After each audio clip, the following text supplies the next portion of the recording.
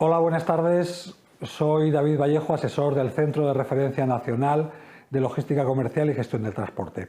Os vengo a presentar una acción dentro del curso de Logística Integral e Inversa en la cadena de suministro de una empresa. Es la mesa redonda final que nos va a valer además para el alumnado, para obtener recursos, sobre todo para hacer la tarea final. Tengo a mi lado, bueno, es un lujo lo que tengo aquí, es Ángel Gil, Diego Martínez, profesores del curso, los habréis visto en los vídeos de los módulos, y simplemente vamos a hacer una pequeña mesa redonda con preguntas abiertas. Cualquiera podemos responder en cualquier momento. Perfecto. Saltarse las preguntas, no hacerme mucho caso, no pasa nada. Lo importante es hablar de logística. La primera que tenemos preparada, dejadme que os la diga así abiertamente a los dos, es el problema que estamos teniendo con los microchips. Leemos en la prensa pues que Opel tiene que parar, que Barcelona con SEAT... Bueno, la pregunta es, ¿cómo está afectando a las industrias españolas la ausencia de microchips? Si quieres empiezo yo. Empieza tú, Ángel, siempre ahí. Bueno, pues a ver, yo creo que estamos ahora precisamente inmersos en un proceso que está afectando mucho en general a todas las empresas que tienen estos componentes electrónicos, pero quizás está notando más relevancia en los componentes, en las empresas de automoción, claro, porque los coches ya hace mucho que han dejado de ser un motor de combustión o de lo que fuera y con sus 4 ruedas y tal. Ahora los coches llevan muchísima electrónica, todo lo que son controles de velocidad, sensores, sensórica, etcétera, ¿no? Entonces, claro, aquí todo esto viene originado porque el año pasado con la pandemia el sector de la automoción prácticamente se queda paralizado. En paralelo, todo lo que supone teletrabajo, ordenador portátil, impresora, tablet para hacer el trabajo desde casa, pega un subidón. Entonces, lo que estaba en un equilibrio razonablemente estable, pues esto se convierte en un desequilibrio tremendo que luego, cuando ha terminado el periodo de confinamiento y la actividad económica ha vuelto a resurgir, pues nos hemos encontrado con que digamos, a donde había migrado toda esta producción, no solo no ha vuelto a su sitio, sino que sigue creciendo, incluso añadiendo cosas como por ejemplo la PlayStation 5, que está haciendo un boom ahora de fabricación. Y claro, por contra, en la automoción otra vez quiere retomar sus niveles de antes, claro, y las materias primas dan para lo que dan. No se puede aumentar la capacidad de un día para otro, ¿no? Yo, permíteme que os diga, Sí. Lo leo en todos los lados. Internet de las cosas, el famoso IoT. Sí. Bueno, me estás diciendo, Ángel, que si esto se lleva a cabo y vamos a poner chips en una puerta, en una luz, en un tal, esto solo puede ir a peor, ¿no? No, puede ir a mejor. Todo esto nos va a mejorar, no es ir a peor. Efectivamente, tienes mucha razón. Y además, seguramente, Diego, luego cuando hablemos de las nuevas tecnologías, seguro que nos va a aportar algo. El Internet de las cosas, evidentemente, si tendemos a sensorizar todo nuestro medio ambiente, por así decirlo, sensorizar dónde entramos, cuándo entramos, lo que nos ponemos, por dónde pasamos, dónde aparcamos, todo esto es todavía más, digamos, este electroconsumo que evidentemente el problema lo va a hacer mucho más acuciante. Claro. A ver, sin duda lo que dice es indudablemente que puede hacer el problema más grave por un tema de capacidad productiva. Es decir, la producción es limitada al día de hoy, pero los campos son muchísimo más amplios. Entonces se trata de una cuestión de reparto, en qué sector aplico los microprocesadores. Además, que yo que vengo de la tecnología, los microprocesadores van totalmente acompasados con lo que es el desarrollo del software para aprovecharlos. Entonces no puede haber de repente un cambio en arquitecturas muy grandes, sino porque hay muchos desarrollos de software detrás. Esto lleva una determinada velocidad. Yo estoy mirando lo que son estadísticas de lo que son las fábricas de microprocesadores y vienen a tardar del orden de 4 o 5 años para montar una empresa de microprocesadores y una inversión de unos 10.000 millones de euros. ¿Vale? ¿Qué quiere decir esto? Que el tiempo de respuesta a esta demanda es mucho más lento que la demanda en sí. Ahora tenemos un problema, y es un problema, iba a decir, logístico y de capacidad productiva, no es de otra cosa. Ahora esperemos que tanto los países como los sectores productivos tengan esto en cuenta y se preparen para que no nos vuelva a ocurrir. Muy bien, pasamos a la siguiente. Venga, vamos allá. Perfecto. Vaya, el canal de Suez. Esto hemos tocado en hueso, ¿eh? Hemos tocado en hueso. Sí, pero yo, si me permitís, otra vez tomo la delantera. Perdóname, Ángel, que hago la pregunta porque no se ve bien. Sí. ¿Qué efectos ha tenido y está teniendo el bloqueo del canal de Suez? el que hubo hace unos meses. Sí, pero tú fíjate, esto fue hace unos meses, efectivamente, y todavía, hoy, a fecha de hoy, esto no es una cosa que hubo un bloqueo desde todo el mundo conocido, un barco se atravesó en el canal y bloqueó 200 y pico buques ahí parados durante una semana. Claro, el efecto de todo eso es un efecto de digerir a muy largo plazo, ¿no? Y de hecho estamos todavía sufriendo los efectos, ¿no? Pero bueno, yo esto del canal de Suez casi lo interpretaría, casi permitidme que lo diga como anecdótico, ¿no? Anecdótico en el sentido de que está proponiendo una problemática añadida a lo que ya veníamos arrastrando hace meses, que es la descompensación de flujos de contenedores llenos y vacíos. Claro, con la pandemia se rompió esa compensación regular que había de que llegaban contenedores llenos a destinos que en su flujo normal pues descargaba la mercancía y las mercancías con origen en esos puntos pues se iban a otras partes del mundo. ¿Qué ha pasado? Que ha habido destinos muy concretos donde sí que llegaba mercancía para consumir, pero no había mercancía para sacar, ¿no? Con lo cual, a fecha de hoy hay una realidad y una descompensación que está posicionando contenedores vacíos. Esto es logística inversa, pura y dura, Sí, sí. que pone los contenedores vacíos en puertos donde no se mueven. Entonces, claro, todo esto lo sumas a que con la pandemia las navieras han parado barcos y claro, tenemos una incertidumbre, a nivel global, a nivel mundial, hay una incertidumbre muy grande y las navieras, pues por la razón que sea, no han puesto en marcha esos barcos. Entonces, sumándolo todo, pues estamos encontrándonos con una realidad que a fecha de hoy el coste de un flete se ha multiplicado por 5 o por 6. Con lo cual, todo esto además, a fecha de hoy, lo están digiriendo las empresas a pulmón, pero de alguna forma tendrá que repercutirse en los precios al cliente final, ¿no? Entonces, si sumas con esto, incluso con lo de los microchips, con esta descompensación de flujos, claro, estamos encontrándonos en un entorno donde una economía globalizada, como la que teníamos antes de la pandemia a pleno rendimiento y que ahora tenemos con todos estos problemas, pues nos encontramos con que realmente tenemos una descompensación y están las empresas, ¿no? Sobre todo en Europa, un poco resituándose y viendo a ver cómo solucionan los problemas que tenemos encima de la mesa, ¿no? Y efectivamente, todo esto también influye mucho con logística inversa. Mira, precisamente estuvimos estudiando, claro, todas estas casuísticas en los foros de debate de logística, ¿vale? Lo que fue esto específicamente Suez, que fue realmente a nivel mediático con mucho impacto. Y un poco, bueno, pues vimos que más o menos en el canal de Suez pasan el 10-12% de todas las materias comerciales del mundo y tal, que es un porcentaje grande. Pero un poco las conclusiones, más que hablar de detalles, es la hiperconexión, lo que decías Ángel, está todo hiperconectado, es decir, no es una cosa casual, sino es un elemento más. Y aquí me atrevería a decir que la economía en general y la logística, yo me aprendí hace tiempo un dicho que me encantó, que un poco la economía de la vida es como las bicicletas, de manera, para mantener el equilibrio tienes que estar en movimiento, ¿vale? Y me pareció un ejemplo súper gráfico, porque es verdad, ¿en qué se basa? Insisto, tanto la economía como la logística en su vez, que todo fluya con unos determinados parámetros. En el momento que se altera una variable, tiene unas consecuencias espectaculares en toda la cadena. Nosotros, y bueno, lo sabrán los alumnos que yo he dado más el módulo de logística inversa de residuos, hemos notado la diferencia de patrón de consumo. Lo de los chips, que hemos dicho que se ha basculado una producción más en tablets, en móviles, eso se traduce en un patrón de consumo diferente, en un patrón de regeneración de residuos diferente. Es espectacular. En las gráficas que tenemos de análisis, cómo se nota, cómo ha variado todo esto. Y tiene correlación con todas estas cosas que están pasando a nivel mundial. O sea, insisto que es la parte fascinante y a veces compleja de modelar, ¿eh? Cómo conseguimos que esto no vuelva a ocurrir, complejo. No, pues es muy interesante. De todas maneras, parece desde la opinión más llana, ¿no?, cómo todo un sistema puede fallar en el eslabón más fuerte. El canal de Suez no es una furgoneta que te llega a casa que se le rompe el embrague, ¿no? Sí, parece mentira que una cosa como esta pueda ocurrir, en una infraestructura que se supone que tiene detrás unos ingenieros. Bueno, esto, en realidad, este incidente del canal de Suez pasa como un accidente aéreo. Un accidente aéreo cuando ocurre, no ocurre por una sola razón. Se dan un cúmulo de circunstancias, ¿no? Aquí, yo por lo que tengo entendido, también hubo un cúmulo de circunstancias atmosféricas, climatológicas, pues también las características del barco, el momento en el que sucedió. Yo creo que se juntó todo un poco ahí para que sucediera, ¿no? Evidentemente nadie podía prever esto, ¿no? Es cierto que aquí podríamos abrir un debate incluso mucho más profundo, ¿no?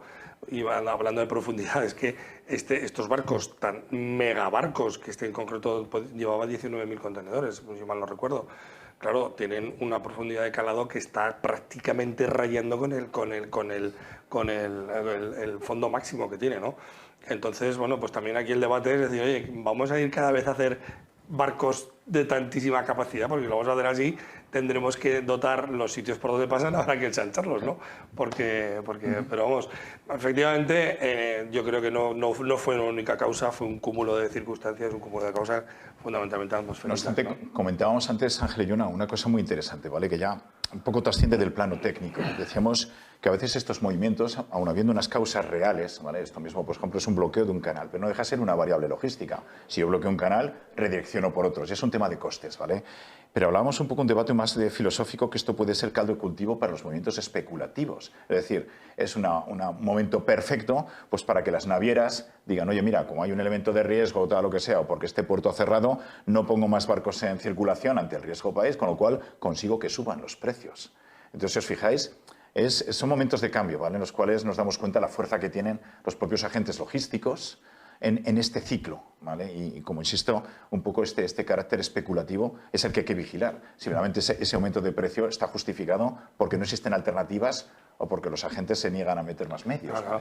¿Vale? Y date cuenta que esto ha venido a suceder en un momento muy delicado con la descompensación de contenedores llenos y vacíos. Evidentemente esto no puede caber que esté planificado, entre otras cosas, por las indemnizaciones millonarias que van a tener que pagar los propietarios del buque, ¿no? Pero claro, esto pasa hace 3 años y hubiera tenido un efecto muchísimo más amortiguado del que tiene ahora por esa escasez de contenedor vacío, ¿no? Bueno, está claro que lo que hay que hacer es hacer un canal de Suez paralelo. Claro. Ponerlo más barato. Claro. Bueno, nos reímos, pero en el de Panamá sí que tenía una, no sé si eso por Honduras, tenía una opción de hacer otro canal allí. Sí, hay estudios. Pero no hay nada. Todavía no. Todavía no. Bueno, pasamos a la siguiente pregunta, Perfecto. si no acabamos. Perfecto. Sí. Bueno, la deslocalización relocalización, Sí. ¿vale? ¿En qué medida puede afectar la relocalización de la producción de Asia a Europa? Bueno, en realidad esta pregunta casi podría venir como continuación de lo que estamos hablando. Es decir, esto enlaza perfectamente, ¿no? Porque, claro, cuando tú tienes una economía globalizada en la que tú dependes de que tus suministros están a 2 semanas, 3 semanas de tu centro productivo, pues cuando todo va bien, pues todo va muy bien. Pero cuando tienes algún incidente como este, o incluso ya nos vamos, insisto, por eso lo he dicho antes lo de anecdótico, a lo mejor alguno me oye y dice, joder, menuda anécdota, ¿no? Quiero decir que cuando yo anecdótico quiero decir algo, un hecho puntual que ni está planificado ni tiene por qué volver a repetirse, ¿no? Pero claro, fijaros lo que os he dicho antes, ¿no? Derivado de la escasez de contenedores, el precio del porte se multiplica por 6. Es que en ese momento ya no compensa traer las mercancías de Asia.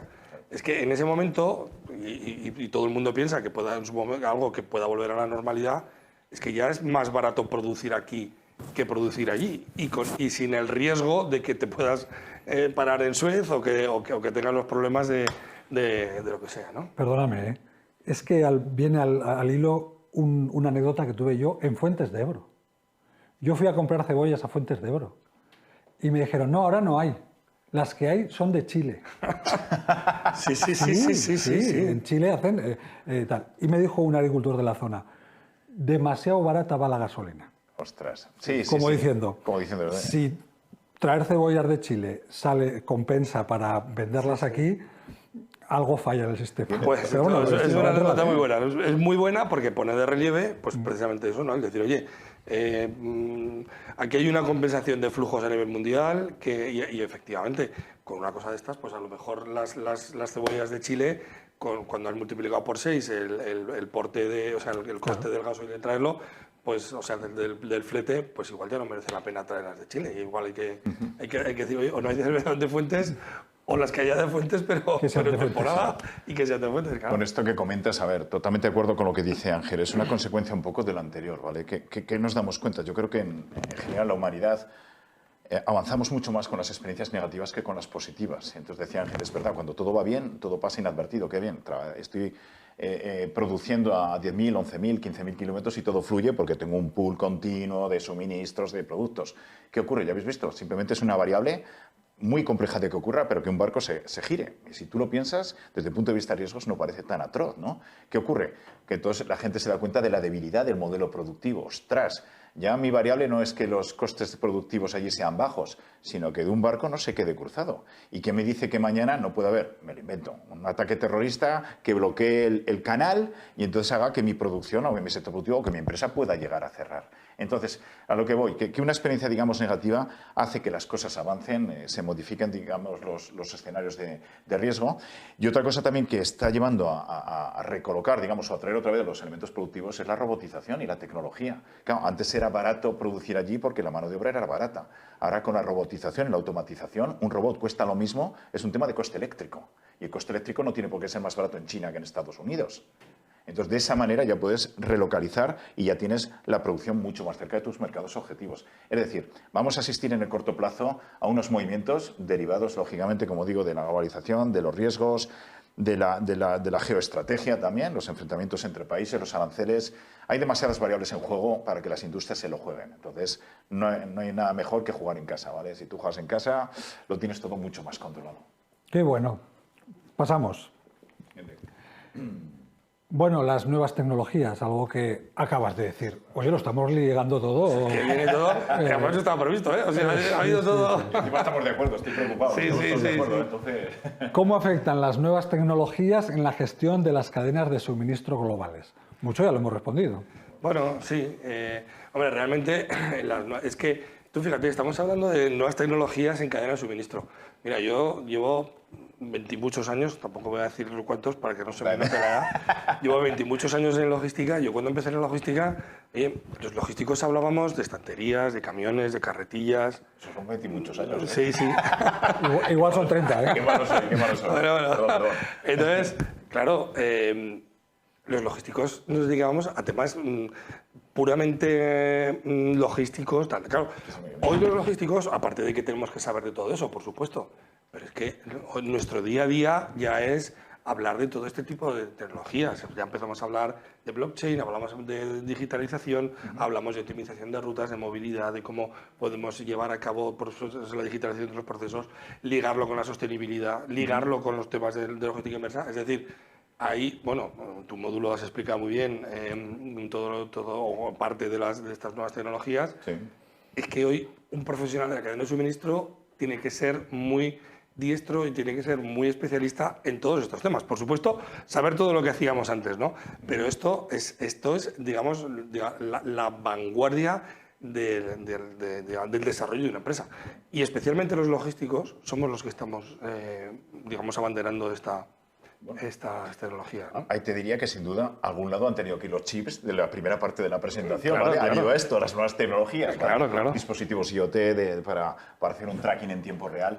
Y otra cosa interesante, a ver, lo que hemos hablado también, como consecuencia de los puntos anteriores, el problema del canal de Suez, de toda la cadena de suministro, gracias a la tecnología. Bueno, lo que llamamos ahora nuevas tecnologías es lo que ahora es tecnología, ya no son nuevas. Todo el mundo, lógicamente, de manera nativa, maneja por dispositivos, conexión en tiempo real con Internet, lo que es blockchain, todas estas tecnologías. Gracias a estas tecnologías somos capaces de hacer escenarios de simulación. Una vez se me ha bloqueado el canal de Suez, soy capaz de redireccionar, reformular, digamos, los suministros, saber qué impacto van a tener en tiempos, en costes económicos. Puedo informar en tiempo real a mi cliente de cuáles van a ser los retrasos o las alternativas. Es decir, todo esto, o estas nuevas tecnologías, lógicamente, facilitan el que tengamos mucha información. Y la información bien empleada, lógicamente, va en favor de tanto el que suministra bien como el que lo recibe.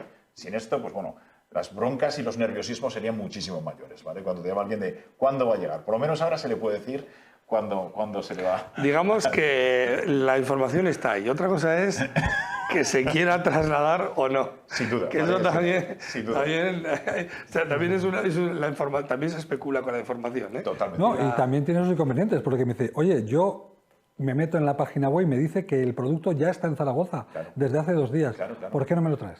Claro, por eso digo que se especula. Ea. Se especula porque, oye, igual no me interesa visualizar que está aquí en Zaragoza. Igual mejor puedo decir que está en tránsito. Claro. Sin duda. Aunque yo lo tenga aquí. Pero bueno, lo importante es que quien administra la información la tenga disponible y Sin y duda. la pueda... Te hace mucho más esclavo, precisamente por esa transparencia que das en la cadena de suministro hacia el cliente. ¿Vale?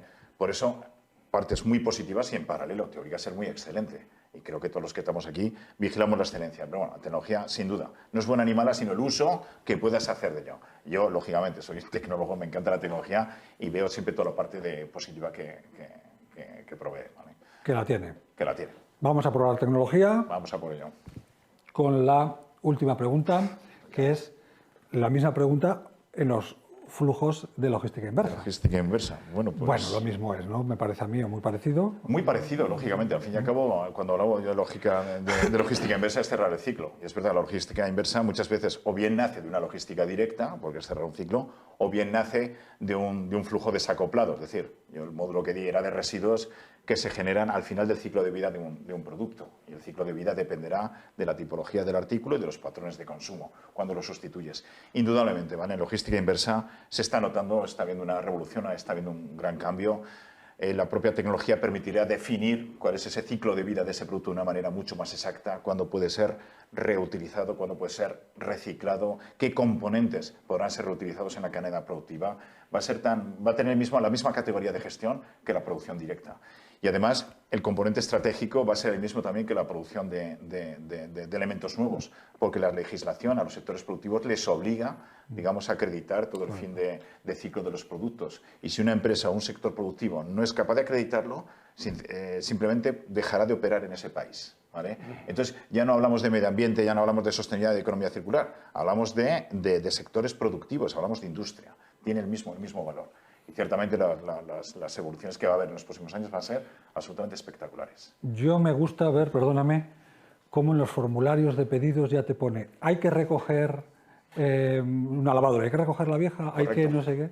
Esto antes no lo decía. Correcto. Le dabas una propina y se te la llevaban, a lo mejor. Ya. Pero... Sí, pero es que ten en cuenta que aquí hay dos vertientes. Uno, que puede que sea la más, digamos, la más influyente, que son los temas legislativos, han cambiado mucho en los últimos tiempos. Entonces, a nivel de legislación, probablemente esa pregunta no sea voluntaria, sino porque de alguno de los circuitos que ya están regidos y regulados, pues probablemente te obliga a hacerlo, ¿no? Correcto. Y luego también hay otra vertiente, y es que las empresas están muy concienciadas, y creo que eso es muy positivo, con la responsabilidad social corporativa. Correcto. Entonces, claro, las empresas ya se preocupan de hacer una gestión sostenible medioambientalmente, y eso, pues en gran medida también requiere tener estos flujos de logística inversa muy bien solucionados. Correcto. Tanto a nivel físico, a nivel, digamos, de movimiento de producto, como a nivel de trazabilidad informática, que es igual o más importante, ¿no? Total, sí.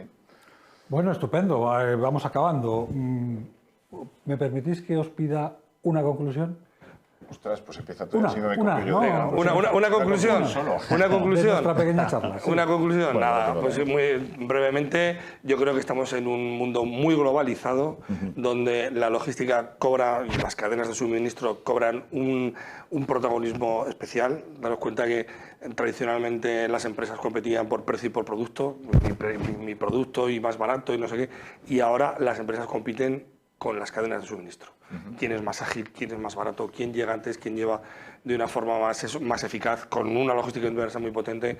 Entonces estamos en unas cadenas de suministro globales con efectos tremendamente importantes, con mínimos problemas, y cuando digo mínimos me refiero a puntuales, ¿no? Como pueda ser el del Suez, o ya más importantes como lo de los microchips, ¿no? Entonces, cadenas de suministro globales, replanteamiento de las cadenas de suministro, y bueno, pues un reto apasionante para el futuro con las nuevas tecnologías. Muy bien. A ver, mi conclusión, bueno, parecida con matices, ¿vale? O sea, creo que todo es logística en esta vida, creo que en los cursos siempre lo hemos dado. Tanto la que vemos industrial, como cuando vas a buscar a los niños, cómo me voy, tal, cuando lo busco, vengo, la suegra, todo esto, todo. Eso creo que tenemos claro en concepto que todo es logística. Pero yendo a la parte que nos ocupa, estos nuevos tiempos, la pandemia ha demostrado la importancia de la logística. Todos estábamos en casa y nos llegaban paquetes, ¿vale? Prácticamente todos los días. Veías furgonetas de un montón de operadores funcionando. Logística inversa, las devoluciones. Aquí coincido con lo que dice Ángel. El valor de la percepción como cliente y como servicio de una devolución, del tipo que sea, tiene ya tanto o más valor que el precio en sí. ¿vale? Quiero el producto cuando lo quiero y donde lo quiero. Ya compro y estoy en el pueblo, yo voy a un pueblo chiquitito y antes para mí era inimaginable comprar ciertos productos. Ahora iba a decir, por marcas, Amazon o cualquier otra plataforma, te lo envían directamente. O sea, es algo espectacular. ¿Eso qué quiere decir? El mundo ha cambiado, el mundo está cambiando. Es verdad que este modelo se va a ir optimizando porque quizás las estructuras de costes no sé si serán sostenibles, se tendrán que ir regularizando, pero bueno, yendo un poco a la esencia del curso, está todo por hacer. Está todo por hacer en el sentido de va a ir a más. Están cambiando los modelos, los patrones de consumo, los patrones de uso y hace falta buenos profesionales para liderar estos cambios. Y hace falta tecnología, con lo cual a los que nos escuchen que se apliquen porque hace falta buenos profesionales. Claro que sí. Sí, hombre. Qué bueno, ya solo falta mi conclusión. Mi conclusión es que es un gran placer estar con vosotros, chicos. Hasta David, Ha muchas sido un gracias. placer muy grande. Yo así lo he valorado y así lo van a valorar los alumnos, Bueno, seguro. Eso espero. Pues muy bien. Muchas gracias. Muchas gracias a ti, Gracias David. a vosotros.